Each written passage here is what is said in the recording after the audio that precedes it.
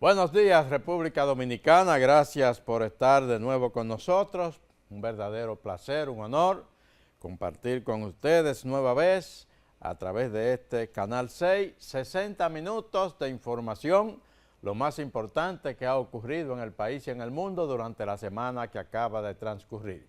Esto es Reporte Especial con Rosendo Tavares, que en este sábado 19 de julio año 2025 iniciamos inmediatamente en el plano internacional.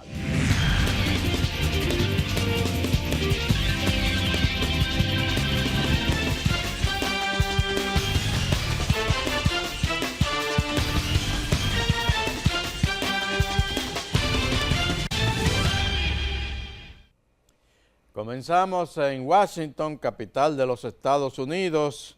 Información alrededor de la salud del presidente de ese país, el señor Donald Trump. Un examen médico, dice la Casa Blanca que un exhaustivo examen médico, pues permitió diagnosticar que el presidente Donald Trump está sufriendo de insuficiencia venosa crónica.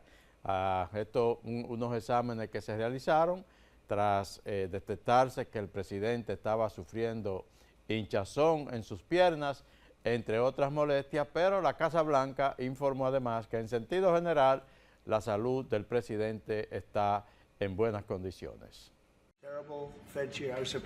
El presidente de Estados Unidos, Donald Trump, fue diagnosticado con una insuficiencia venosa crónica benigna tras someterse a un examen médico por hinchazón en las piernas, informó el jueves la Casa Blanca.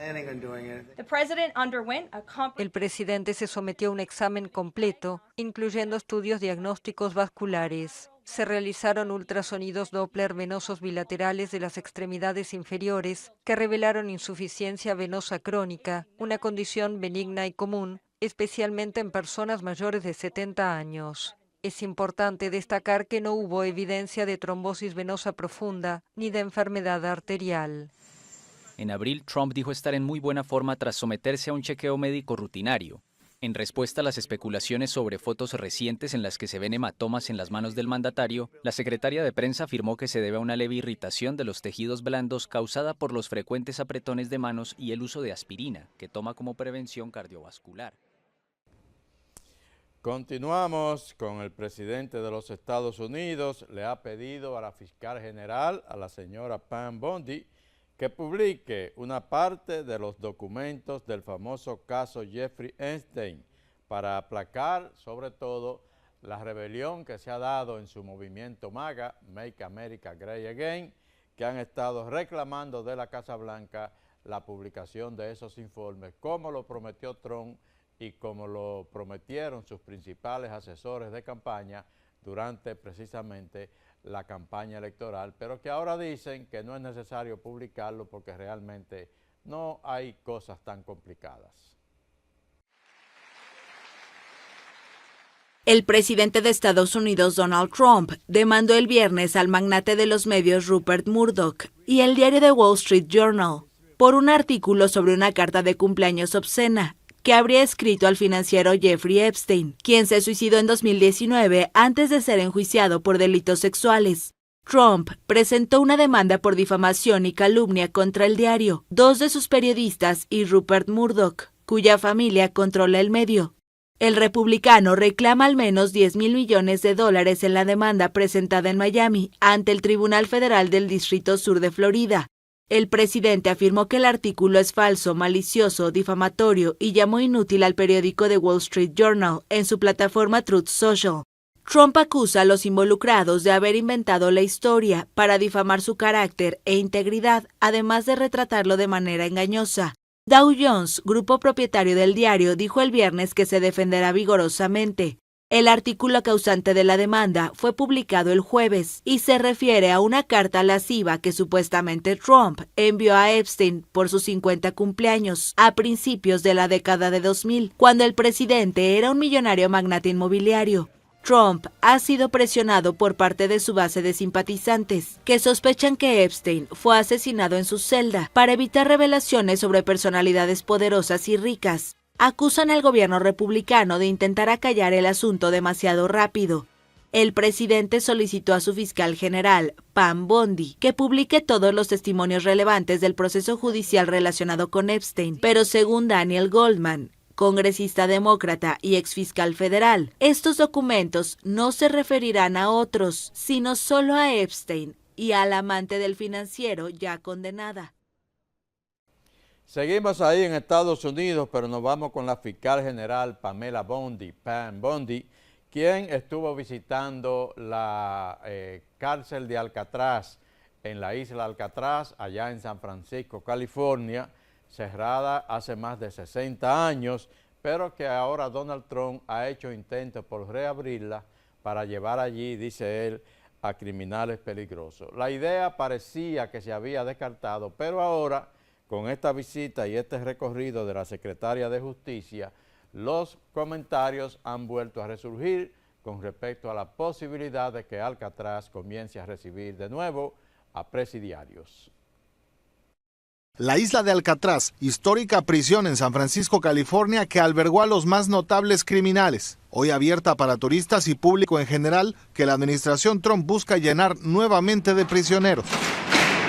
Algo que este jueves evaluó una comitiva de funcionarios federales, encabezada por la secretaria de Justicia, Pam Bondi, quien controla el Buró de Prisiones, y el secretario del Interior, Doug Burgum, quienes recorrieron los pasillos entre barrotes oxidados. This is a terrific facility, needs a lot of work, but no one has been known to escape from Alcatraz and survive. La idea la hizo pública el presidente Trump en mayo pasado, bring it back in large form, proponiendo reabrir en grande la histórica cárcel, adelantando que sería un símbolo de la ley y el orden en el país. La Casa Blanca ha clarificado el tipo de prisioneros que albergaría. The worst of the worst criminals in this country, both American criminals who convict heinous crimes, but also illegal alien criminals before deportation as well. Algo que preocupa a activistas y defensores de los inmigrantes, especialmente desde la perspectiva de los derechos humanos. Vamos a Ucrania con la situación entre Rusia y ese país. Bueno, pues el presidente Donald Trump le dio un plazo de 50 días, le dio un ultimátum, 50 días a Vladimir Putin para que llegue a un acuerdo de paz con Ucrania.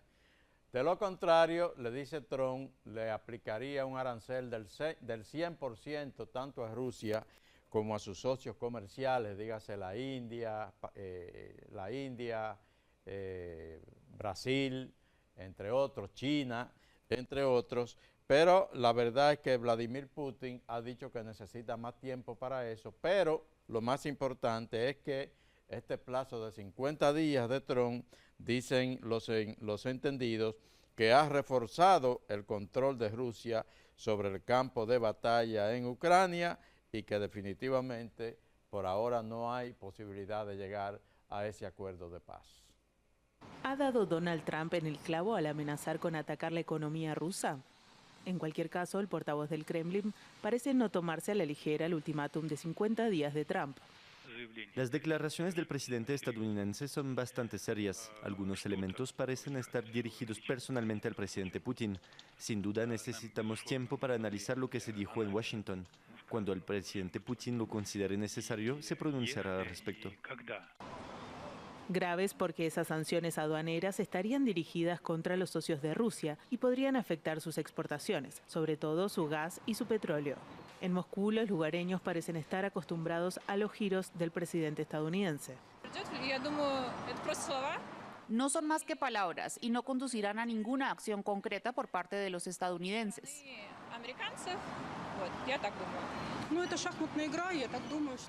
Es una partida de ajedrez. No puedo predecir cómo acabará, pero probablemente ganará el más fuerte y pasará algo. Pero lo principal es que no habrá guerra nuclear. Un acuerdo para poner fin a la guerra que Rusia siempre dice que quiere. El Kremlin pasa la pelota a Ucrania, de la que dice esperar nuevas propuestas para una tercera ronda de negociaciones en Turquía, pero no está dispuesto a hacer concesiones. El ministro de Asuntos Exteriores de Rusia, de viaje en China, también restó importancia a la amenaza y dijo que su país se ocuparía de ella. Nos vamos a China. Ahí veíamos en ese reportaje el canciller ruso Sergei Lavrov estuvo en Beijing esta semana. Allí lo recibió Xi Jinping, el presidente chino, y llamó a Rusia, Xi Jinping llamó a Rusia a cerrar filas ante las amenazas de Donald Trump. Dijo que definitivamente es inaceptable que se amenazara a Rusia y a sus aliados con aranceles del 100% si Rusia no llega a un acuerdo de paz con Ucrania.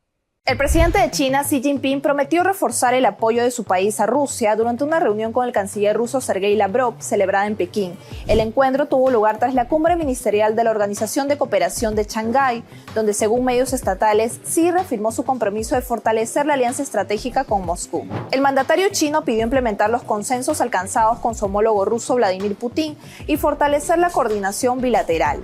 Además, instó a ambos países a liderar el sur global en el desarrollo del orden internacional en una dirección más justa y más razonable. China y Rusia se mostraron así alineadas en su intención de contrarrestar la influencia de Occidente. Nos vamos a Gaza, la guerra entre Hamas e Israel. Israel bombardeó esta semana, dicen ellos que por error, la única iglesia católica en la franja de Gaza. Benjamín Netanyahu dijo que realmente lamentaba eso, que había sido un error. Pero el Papa León XIV, pues llamó a Benjamín Netanyahu, habló con él y le pidió un alto al fuego y el fin de la guerra en Gaza. El bombardeo impactó la iglesia de la Sagrada Familia, que funcionaba como refugio para unas 600 personas desplazadas. Escombros cayeron sobre el patio donde se encontraban civiles, incluyendo un niño con discapacidad, 2 ancianas y 3 jóvenes que resultaron gravemente heridos. El Papa León XIV expresó su profunda tristeza por el ataque y renovó su llamado a un alto al fuego inmediato. El sumo pontífice transmitió su cercanía espiritual al párroco Romanelli, insistió en que los lugares de culto deben ser respetados y recalcó que atacar civiles refugiados constituye una grave violación del derecho humanitario. El ejército israelí reconoció estar al tanto de los daños en la iglesia de la Sagrada Familia y aseguró que no ataca sitios religiosos. Afirmaron que se está llevando a cabo una investigación para esclarecer lo ocurrido. En un comunicado señalaron que lamentan cualquier daño causado a personas no involucradas en el conflicto y reiteraron que hacen todo lo posible por minimizar daños a estructuras civiles. Cáritas Jerusalén confirmó que el proyectil fue disparado por un tanque israelí alrededor de las 10:10 de la mañana. En ese momento, la iglesia funcionaba como centro humanitario, ofreciendo ayuda psicosocial, alimentos y atención médica a cientos de desplazados. La organización denunció que este tipo de ataques vulnera directamente la dignidad humana y el derecho internacional. La comunidad internacional no dudó en reaccionar.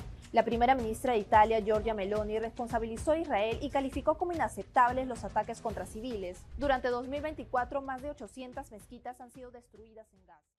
Regresamos a Estados Unidos. Allí, la Suprema Corte de ese país continúa dando ganancia de causa al presidente Donald Trump en prácticamente todos los procesos que eleva ante el más alto tribunal de la justicia norteamericana. Esta semana, la Suprema Corte le dio vía libre al presidente de los Estados Unidos para que desmantele por completo el Departamento de Educación de ese país. Luz verde para Trump y su plan para desmantelar el Departamento de Educación de Estados Unidos. Luego de que el máximo tribunal estadounidense levantara la orden de un juez federal que buscaba revertir el despido de 1.400 exfuncionarios de la cartera educativa, el camino luce despejado para el líder republicano, quien celebró la medida en Truth Social. El gobierno federal ha estado arruinando nuestro sistema educativo, pero vamos a revertirlo devolviéndole el poder al pueblo. Los estudiantes estadounidenses serán los mejores, más brillantes y con mayor nivel educativo del mundo, gracias a la Corte Suprema de los Estados Unidos. Con esta decisión, el gobierno de Trump tiene ahora carta blanca para reanudar una de sus mayores promesas de campaña, liquidar el departamento educativo, mediante reducciones drásticas que la cartera no tendrá más opción de momento que implementar. Nos vamos a Asia, específicamente al Japón, que ha dicho que teme por su seguridad debido a la escalada militar por parte de China. Japón cree que China representa en la actualidad la mayor amenaza para su seguridad desde la Segunda Guerra Mundial. Japón elevó esta semana el tono en su retórica estratégica al advertir que enfrenta el entorno de seguridad más grave y complejo desde la Segunda Guerra Mundial, señalando a China, Rusia y Corea del Norte como las principales amenazas a su estabilidad regional y soberanía. Así lo declaró el ministro de Defensa, Gen Nakatani, durante la presentación del Libro Blanco de Defensa 2025, un informe oficial que expone con contundencia la creciente presión geopolítica en el Indo-Pacífico. El documento, de 34 páginas, subraya que el orden global basado en normas está siendo desafiado de forma seria y constante, y describe una situación de competencia militar intensificada, con epicentro en la creciente rivalidad entre Estados Unidos y China. El reporte advierte que estas tensiones no solo afectan el equilibrio global, sino que tienen impactos directos sobre la seguridad del archipiélago japonés. El informe indica a China como el mayor y más inédito desafío estratégico para Japón. En tanto, el Ejército Popular de Liberación ha incrementado en los últimos años tanto su capacidad militar como la frecuencia e intensidad de sus operaciones en áreas sensibles para Tokio. Vamos a Brasil. Crece la tensión entre los presidentes Luis Ignacio Lula da Silva y Donald Trump de Estados Unidos. Resulta que Donald Trump le amenazó a Brasil con aplicarle un impuesto del 50% si no descontinúan el caso judicial que se ventila en ese país contra el expresidente Jair Bolsonaro. Lula respondió que eso es un chantaje inaceptable, que Brasil se hará respetar, pero Donald Trump insiste en que le va a aplicar ese arancel. Entonces, Brasil, ayer viernes, pues respondió todavía de manera más contundente. La justicia allanó la casa y las oficinas del expresidente Jair Bolsonaro y le aplicó grillete electrónico para que no pueda abandonar el país. Dicen que había peligro de fuga por parte del expresidente. El expresidente brasileño Jair Bolsonaro deberá llevar un brazalete electrónico mientras espera un veredicto en su juicio por un supuesto intento de golpe de Estado. Así lo dictaminó el viernes el juez Alexandre de Moraes, de la Corte Suprema de Justicia, quien le reprochó al exmandatario haber incitado a actos hostiles contra Brasil junto con su hijo Eduardo. La sospecha es una exageración. Soy un expresidente de la República, tengo 70 años. Una humillación suprema. Es el cuarto registro y allanamiento contra mí. Además del dispositivo para controlar la ubicación, el juez dictaminó que Bolsonaro deberá permanecer en su domicilio de lunes a viernes entre las 7 de la noche y las 6 de la mañana, así como todos los fines de semana y días festivos completos. Tampoco se le permitirá estar en contacto con embajadores o autoridades extranjeras. Moraes lleva adelante un proceso contra el exmandatario por supuestamente haber intentado impedir la asunción del presidente Luis Ignacio Lula da Silva luego de que el líder del Partido de los Trabajadores lo derrotara en las elecciones de 2022. Esta nueva disposición tiene lugar en un momento de crisis diplomática entre Brasil y Estados Unidos. El presidente estadounidense Donald Trump ha amenazado con imponer aranceles del 50% a los productos brasileños a partir de agosto, por lo que llamó una caza de brujas contra Bolsonaro. Lula calificó esta medida como chantaje inaceptable. Bolsonaro considera su proceso una persecución política. La sentencia del caso se conocerá en las próximas semanas y si es declarado culpable, el expresidente se enfrenta a más de 40 años de prisión.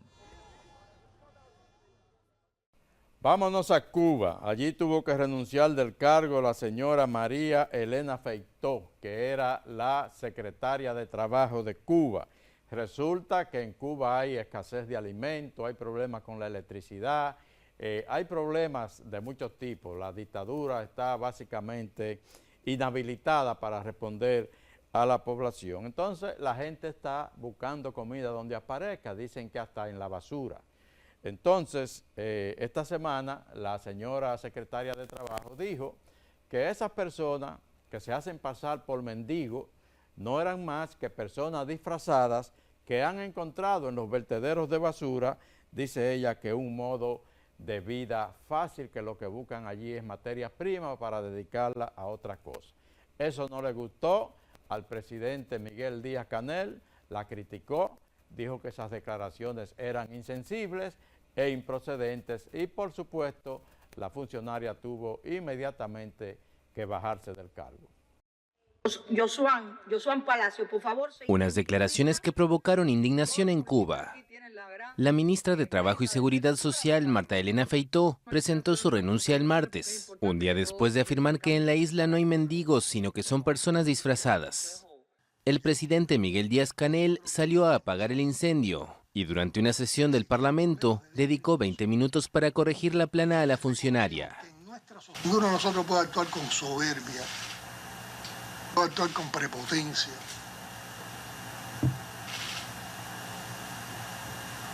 Desconectado de las realidades que vivimos. Nosotros tenemos que actuar con sensibilidad, con seriedad al abordar las problemáticas que tenemos, con humanismo. Díaz-Canel no mencionó la palabra pobreza, pero habló de personas en situaciones de vulnerabilidad y de ambulantes, términos que el gobierno suele utilizar para hablar de este tema. Los niveles de pobreza en Cuba han aumentado en medio de su peor crisis económica en 3 décadas, con escasez de alimentos, medicinas, apagones cotidianos y falta de combustible como resultado del reforzamiento de las sanciones de Estados Unidos.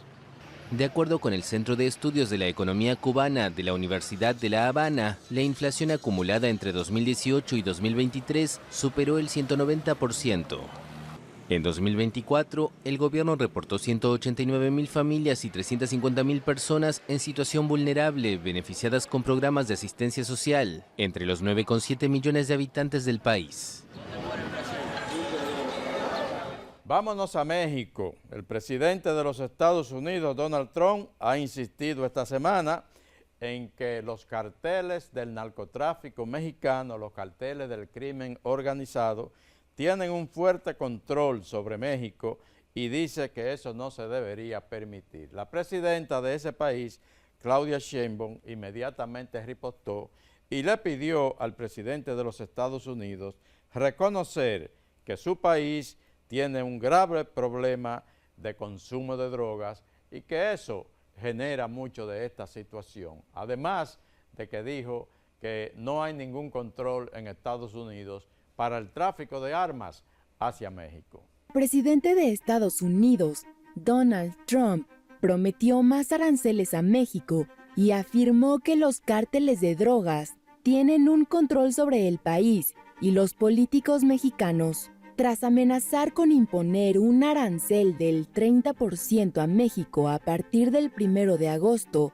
Donald Trump firmó la ley contra el fentanilo y culpó a los grupos criminales y los políticos mexicanos por la crisis de adicción al fentanilo entre los estados. Debemos hacer algo sobre eso. No podemos permitirlo. Las autoridades mexicanas están petrificadas. Temen ir a trabajar porque los cárteles tienen el control sobre los políticos y los cargos electos. Mientras que la presidenta de México, Claudia Sheinbaum, instó al país norteamericano que reconozca que tiene un problema grave de consumo de drogas y afirmó que tal vez le falta información a Donald Trump respecto a lo que México hace para frenar el tráfico de estupefacientes. Requiere más información de lo que hemos hecho, porque su idea es que no se ha hecho suficiente, Entonces aquí lo mostramos cada martes, cada 15 días, la cantidad de personas detenidas, la incautación de algunas pastillas de fentanilo, pero mucha metanfetamina que también cruza. El día de ayer, Estados Unidos, mientras no reconozca el grave problema de adicción de los jóvenes a las drogas, no todo es policías, no todo es Guardia Nacional, no todo es militares. Bueno, tremenda controversia esa. Vamos a Chile, en Sudamérica. Chile tiene un grave problema de criminalidad, acciones del crimen organizado, sobre todo con elementos del denominado Tren de Aragua, esa temida organización criminal que se originó en Venezuela, pero que se ha esparcido por diferentes países de la región. Chile condenó esta semana a penas que suman 300 años de cárcel a por lo menos 12 de esos criminales venezolanos. Uno de ellos, el líder de la pandilla en Chile, fue condenado a cadena perpetua. La justicia chilena condenó el lunes a penas que suman 300 años de cárcel, entre ellas 5 cadenas perpetuas, a 12 criminales, que según la Fiscalía forman parte de la cúpula en Chile de la banda criminal Tren de Aragua, de origen venezolano. Es una sentencia que demuestra que el Estado de Chile es quien tiene el control sobre nuestra soberanía y nuestra frontera. Entre los condenados hay 11 venezolanos y un hombre que posee una cédula de identidad colombiana, pero que la fiscalía cree que podría ser también venezolano. Las sentencias fueron dictadas por delitos de homicidio, secuestro y tráfico de inmigrantes. En la segunda sentencia más importante lograda por las autoridades de Chile en contra de esta banda, que se conformó en 2014 en la cárcel venezolana de Tocorón. Se ven como ellos, todo lo que es la frontera, lo tienen absolutamente controlado, y quien trataba de realizar otro tipo de delito dentro de lo que era su territorio o ellos entendían como su territorio. Los aviones con los migrantes venezolanos que fueron enviados por Estados Unidos a la megacárcel de pandilleros de El Salvador aterrizaron el viernes en el aeropuerto de Maiquetía, que sirve a Caracas, tras un canje de prisioneros entre los gobiernos de Donald Trump y Nicolás Maduro. Los 252 detenidos fueron enviados en marzo sin juicio al Centro de Confinamiento del Terrorismo, CECOT, tras ser señalados por el gobierno de Trump de pertenecer a la banda delictiva Tren de Aragua. Trump declaró esa pandilla como organización terrorista e invocó una ley de enemigos extranjeros de 1798 para expulsar a estos migrantes de forma expedita. Maduro celebró la llegada de los venezolanos, aunque denunció que pagó un alto precio por la negociación y afirmó que se entregaron terroristas por inocentes. Bueno, quiero agradecer al presidente Donald Trump también por la decisión. Nos vamos a Centroamérica, Panamá, Estados Unidos. El gobierno del presidente Trump ha advertido al gobierno del presidente Raúl Mulino sobre el riesgo y la influencia maligna, dice Washington, que representan los intentos de China por controlar puertos estratégicos en el área del Canal de Panamá. El ejército de Estados Unidos realiza junto a la policía panameña una serie de nuevos ejercicios para proteger el Canal de Panamá. Esto en medio de un polémico acuerdo por la supuesta influencia de China en esta ruta comercial. Para el inicio de estas maniobras llegaron el domingo a Panamá 3 helicópteros del ejército estadounidense a la base aérea del Servicio Nacional Aeronaval de Panamá, en el distrito de Arraiján, contigua a la capital panameña. El ejercicio Panamá es un ejercicio que nace con la iniciativa en el año 2002 y se pone en práctica desde el año 2003. A la fecha tenemos 23 años de estar celebrando este ejercicio y busca preparar a nuestras fuerzas como también a países de la región contra cualquier amenaza para la seguridad y defensa del Canal de Panamá. Durante las maniobras, que durarán hasta el viernes, se realizarán acciones de embarque y desembarque, inserción de soga rápida, rescate y comunicación en varias zonas del país. Buscamos también mejorar las capacitaciones de nuestro personal y también aplicar estrategias innovadoras para la defensa de nuestro Panamá y en específico de nuestro Canal de Panamá.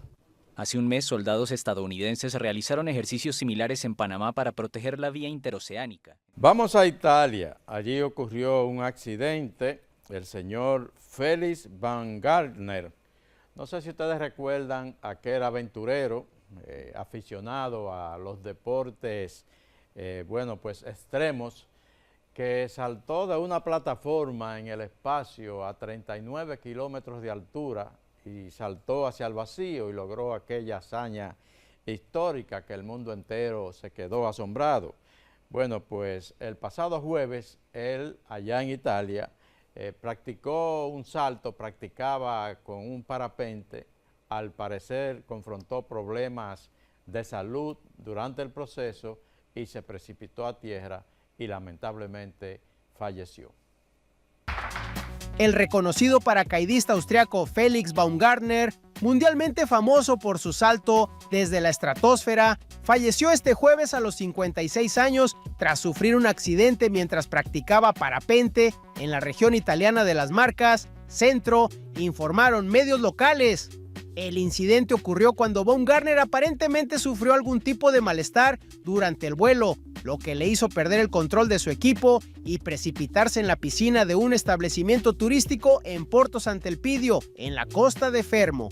Como consecuencia de la caída, una joven resultó herida, aunque no de gravedad.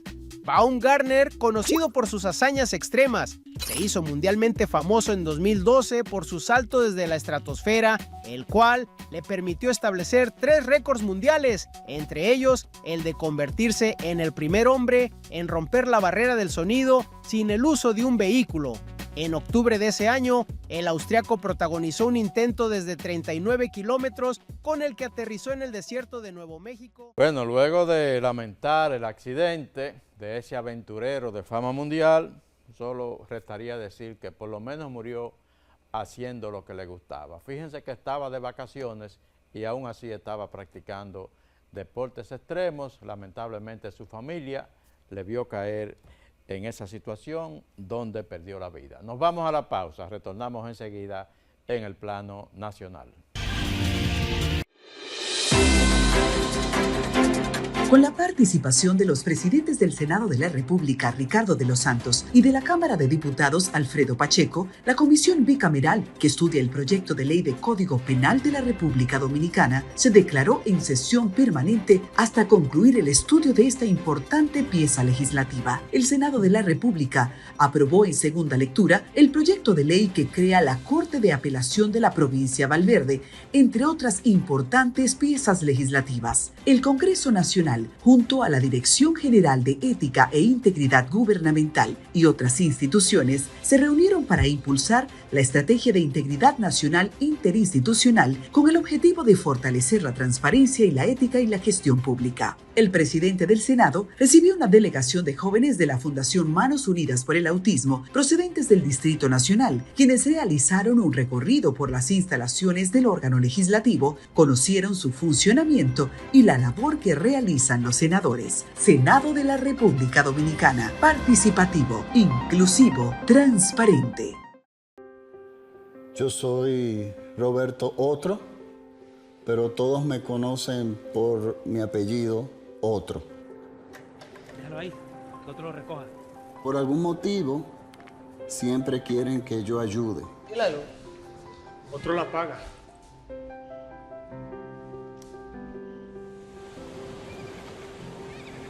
La verdad es que es un poco difícil hacerlo todo.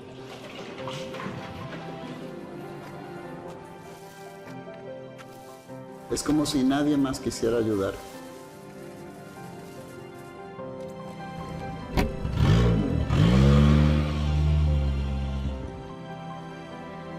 ¿Tú crees que de la habitación 223? Para comerte mejor, dijo el lobo. ¿Que por qué me esfuerzo tanto para lograr todo esto? Porque alguien tiene que hacerlo. No se preocupe, yo la recojo. Pero creo que las cosas van mejorando.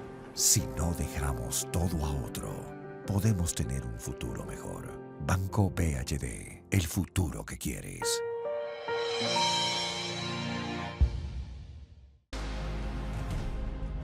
Hoy quiero hablarles no como presidente, sino como ciudadano, como padre, como hijo, como dominicano. Porque la transformación que estamos viviendo no es una promesa, es una convicción. Y cuando uno cree, uno actúa. Por eso iniciamos un cambio profundo en nuestra Policía Nacional, para que proteja con justicia, para que sirva con respeto, para que inspire confianza. No es un camino fácil, pero es el camino correcto. Y lo estamos recorriendo juntos, con pasos firmes, con decisiones reales, porque merecemos una policía que esté a la altura de su gente. Una policía que cuide sin miedo, que escuche sin prejuicios, que actúe con humanidad. Y eso ya comenzó.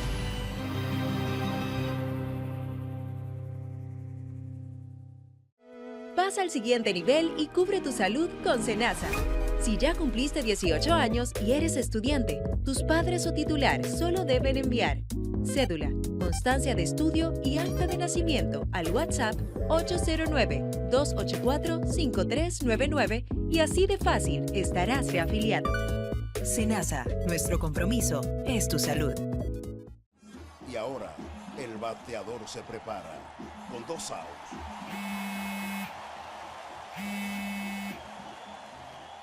Hola. Hola, me habla el señor González. Ajá. Le llamamos porque usted es un cliente preferencial y queremos ofrecerle nuestra tarjeta Gold, la cual tiene infinitos beneficios, entre ellos descuentos en supermercados, salones de belleza, farmacias y acumula puntos para viajes al extranjero, incluso a la luna. Hay mejores formas de evitar llamadas no deseadas. A través de la aplicación de ProUsuario, ahora puedes solicitar que te excluyan de los listados de marketing de las entidades financieras. Descarga la app en Google Play y App Store. Solo tiene que indicarme dónde le enviamos el plástico de su tarjeta. No me diga.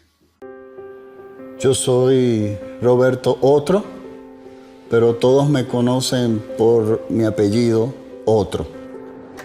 Déjalo ahí, que otro lo recoja. Por algún motivo, siempre quieren que yo ayude. ¿Y la luz? Otro la paga.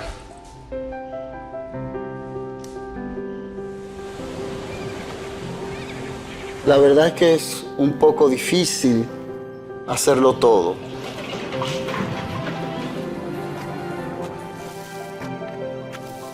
Es como si nadie más quisiera ayudar.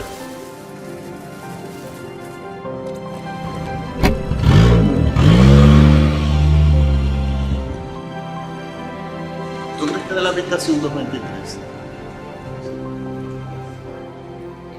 Para comerte mejor, dijo el lobo. ¿Que por qué me esfuerzo tanto para lograr todo esto? Porque alguien tiene que hacerlo. No se preocupe, yo la recojo. Pero creo que las cosas van mejorando.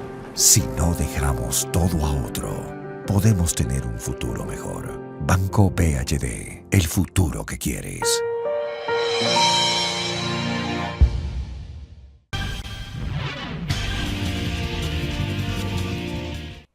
Gracias por continuar con nosotros. Esto es Reporte Especial con Rosendo Tavares. En este sábado 19 de julio, año 2025, nos vamos al Palacio Nacional con el presidente de la República, Luis Abinader, que ha convocado al Consejo Nacional de la Magistratura. La fecha para la reunión, el día 25 de este mes de julio, y se conocerá, entre otras cosas, la convocatoria a postulantes para jueces y suplentes del Tribunal Superior Electoral. 25 de julio, a los miembros del Consejo Nacional de la Magistratura. La convocatoria tiene el objetivo de evaluar el desempeño de jueces de la Suprema Corte de Justicia, así como la designación de nuevos jueces tanto en la Suprema como en el Tribunal Superior Electoral.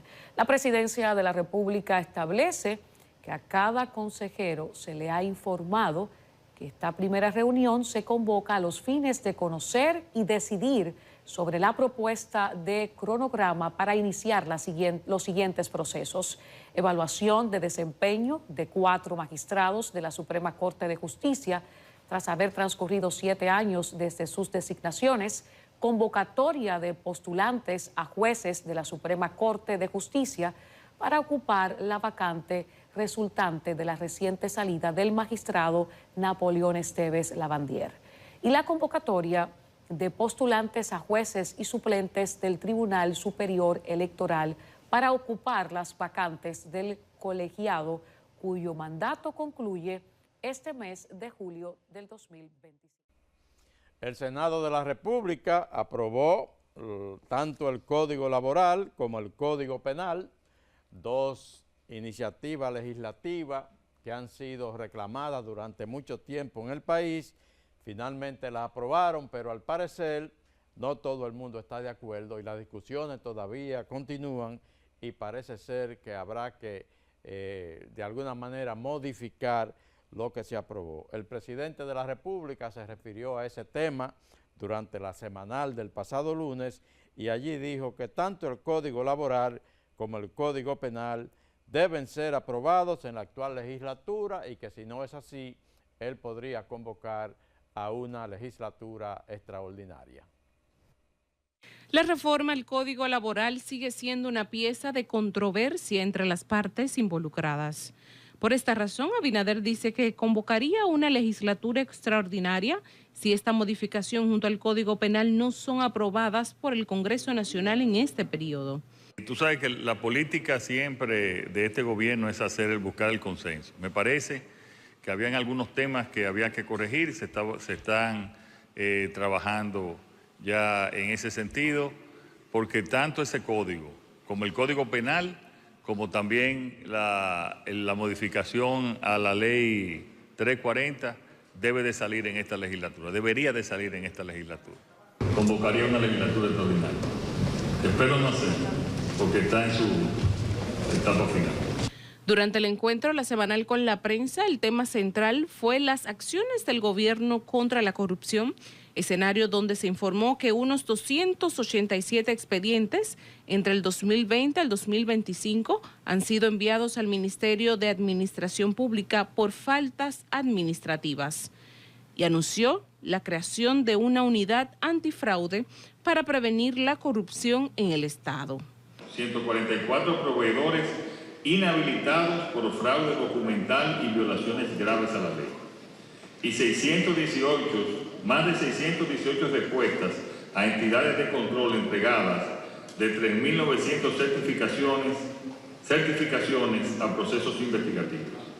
En otro orden, el mandatario informó que esta semana el Consejo Nacional de la Magistratura podría anunciar sobre el proceso de escogencia de 10 jueces que ya cumplieron su tiempo en la Suprema Corte de Justicia y el Tribunal Superior Electoral. Asimismo, dijo que está de acuerdo con la extensión de la misión de seguridad multinacional en Haití y que esta debe fortalecerse. Lamentamos el fallecimiento esta semana del doctor Rafael Suberví Bonilla, un dirigente histórico, no solo primero del Partido Revolucionario Dominicano, luego del PRM, aunque retornó al PRD, sino que un dirigente histórico de la actividad política en la República Dominicana. Fue alcalde de Santo Domingo durante los periodos 1986-1990, 1994-1998 y también se desempeñó como secretario o ministro de Interior y Policía y ministro de Turismo de la República Dominicana. Vamos a ver un reporte sobre los actos del sepelio del doctor Rafael Suberví Bonilla. El féretro fue recibido con guardias de honor y palabras de reconocimiento en un ambiente cargado de solemnidad y respeto. Ambos espacios sirvieron como puntos de encuentro para destacar su entrega al servicio público, su liderazgo y su compromiso con la democracia dominicana. En el PRM se le despidió en un salón adornado con la bandera nacional y los símbolos del PRM, escenario en el que se rindió homenaje a la vida y el legado de uno de los referentes históricos del reformismo moderno. Yo recordaré a don Fello Suberví por su sonrisa siempre presente, contagiosa sonrisa que invitaba al abrazo y al afecto, que era una sonrisa humilde y que no importaba el individuo con a quien se acercara, desde el más encumbrado de esta sociedad como al más sencillo ciudadano de su natal Barahona, abrazaba y lograba transmitir mucho de lo que llevaba en su corazón y llevaba en su ser. Antes de llegar a la Casa Nacional del PRM, el cortejo fúnebre hizo una parada en la sede del Partido Revolucionario Dominicano, donde Fello Suberví desarrolló buena parte de su trayectoria política. En la memoria agradecida de nuestro partido y de la nación dominicana. Que Dios te reciba en su gloria. Muchas gracias. Tras culminar el recorrido por las organizaciones donde dejó huella política, los restos de Fello Suberví fueron trasladados al cementerio Puerta del Cielo. Lo he dicho en muchas ocasiones, lo vamos a despedir como a él siempre le gustaba vivir la vida a su manera. Y el fanático número 1 del Licey no voy a quedar. Fello fue un hombre de condiciones que todos sabemos, fue un hijo abnegado, fue un hermano adorado, un abuelo cariñoso, compañero como pocos y me siento honrada de pedirlo hoy. Muy triste, pero feliz de que me dio la oportunidad de caminar la vida con él. Partió un papá noble, alegre, divertido, chistoso, consejero, que cuando me decía algo siempre era por mi bien. Y qué pena y qué triste que ahora fue que lo entendí. Don Fello, quien fue 2 veces alcalde del Distrito Nacional, también se desempeñó como diputado, ministro de Turismo y ministro de Interior y Policía.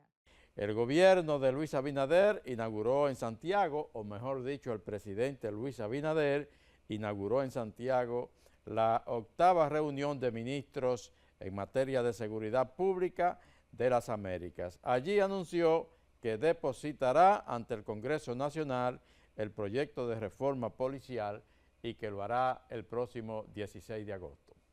Con uno de los niveles de violencia más altos del mundo, la región de las Américas requiere de estrategias y de policías con herramientas y mejor capacitación para enfrentar al crimen, coincidieron los asistentes al encuentro.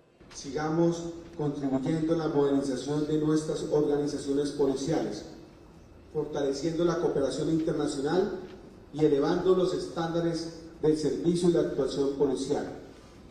La criminalidad organizada no respeta fronteras, tampoco deben hacerlo nuestra solidaridad, nuestra determinación y nuestra misión compartida. Iván Márquez, secretario de Seguridad Multidimensional de la OEA, reconoce, sin embargo, que ante la sofisticación del crimen organizado, la región requiere de policías mejor capacitados y mejor remunerados, con herramientas capaces de enfrentar los nuevos desafíos. La seguridad tiene que enfrentarse cada día. Para cada uno de nuestros ciudadanos y para cada gobierno, el momento es ahora. La seguridad hemisférica requiere una cooperación profunda entre todos nosotros, entre todos los gobiernos, para apoyar las reformas policiales y para fortalecer la lucha contra el crimen y contra el narcotráfico. El presidente Luis Abinader, quien anunció que el 16 de agosto presentará un proyecto de reforma policial, destacó que este encuentro de ministros ayuda a compartir las estrategias que han dado resultados en la lucha contra la inseguridad y el crimen en otros países.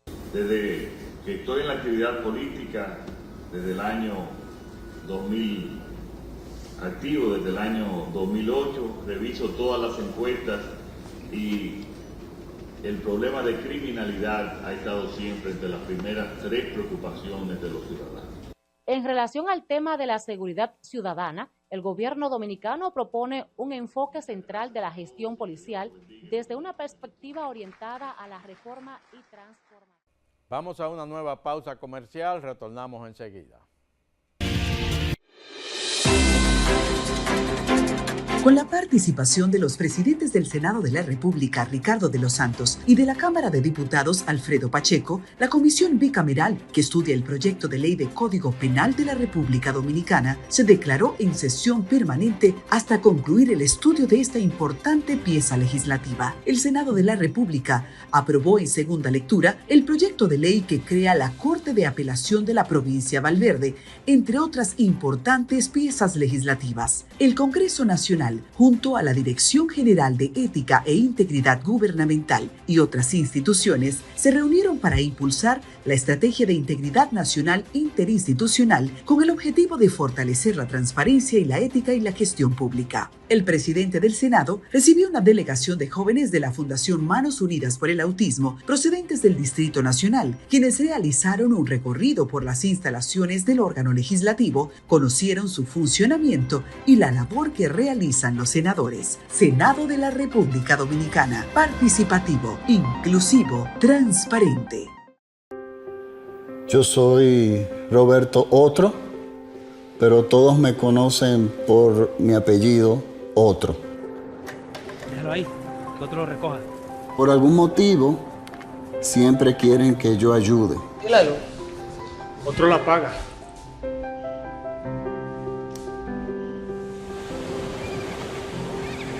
La verdad es que es un poco difícil hacerlo todo.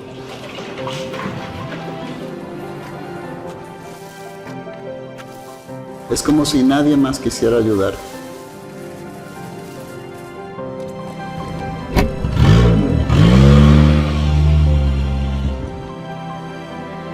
¿Tú viste de la habitación 223? Para comerte mejor, dijo el lobo. ¿Que por qué me esfuerzo tanto para lograr todo esto? Porque alguien tiene que hacerlo. No se preocupe, yo la recojo. Pero creo que las cosas van mejorando. Si no dejamos todo a otro, podemos tener un futuro mejor. Banco BHD, el futuro que quieres.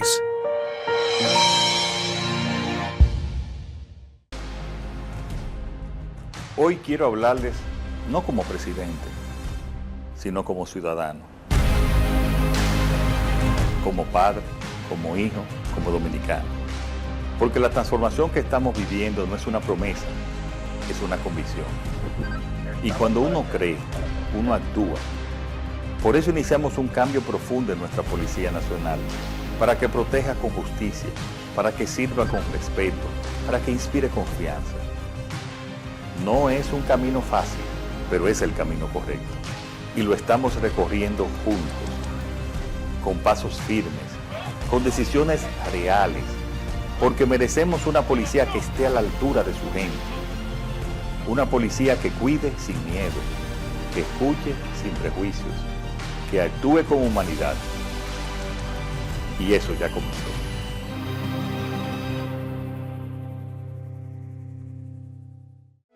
Pasa al siguiente nivel y cubre tu salud con Senasa.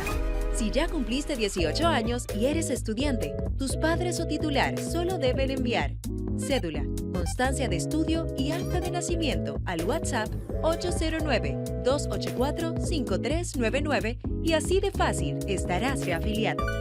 Senasa, nuestro compromiso es tu salud. Y ahora, el bateador se prepara con 2 outs.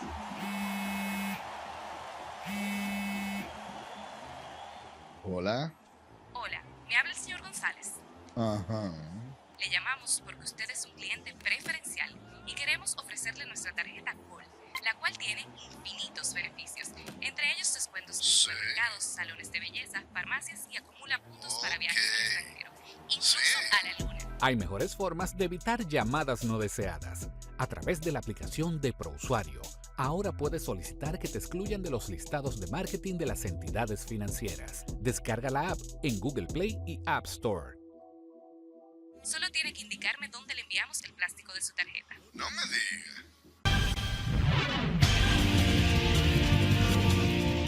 Banreservas, el Banco de Reserva de la República Dominicana, continúa recibiendo reconocimientos internacionales por la efectiva labor, la efectiva administración que se viene desarrollando allí.